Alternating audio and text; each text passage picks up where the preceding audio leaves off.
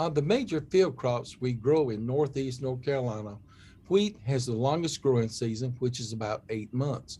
Over that long span of time, it is easy to forget the wheat crop, and you may not stay abreast of pest or other issues, nor implement necessary management practices in a timely manner. Let's consider the growth stages of wheat from flag leaf to heading and the two growth scale systems, Feeks and Zadex, that are used most frequently to describe the growth stages. Timing of many of our management practices, such as fertilization and pesticide applications, use these growth scales to indicate their timing. Also, I'll share what management practices need to be considered and if action is required, the appropriate action to take. The flag leaf is the last leaf to develop on the wheat plant. This growth stage begins when the last leaf, the flag leaf, begins to emerge from the whorl and the second node is visible.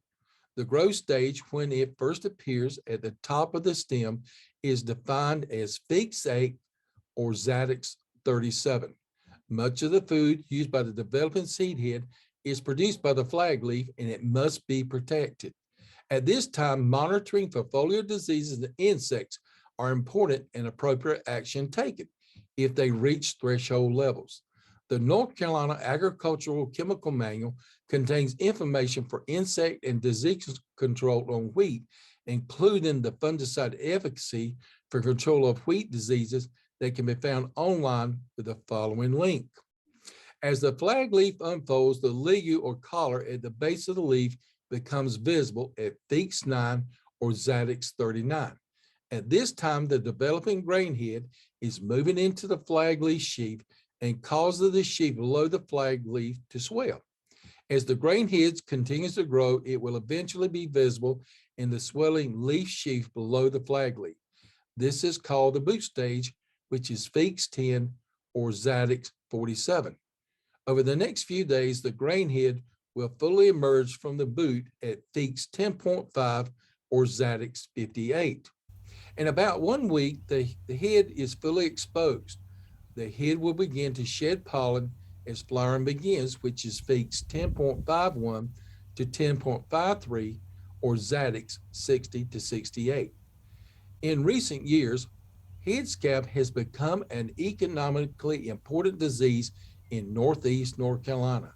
At flowering, growers need to be assessing the threat for Fusarium head blight, also known as head scab, and taking appropriate action as needed.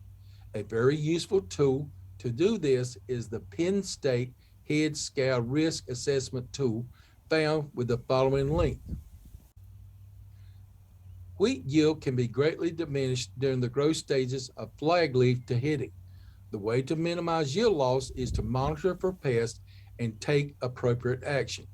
If you have questions, please contact your local extension center, or if in Pasco County, contact me, Al Wood, Field Crops Extension Agent with the Pasco Extension Center of the North Carolina Cooperative Extension Service.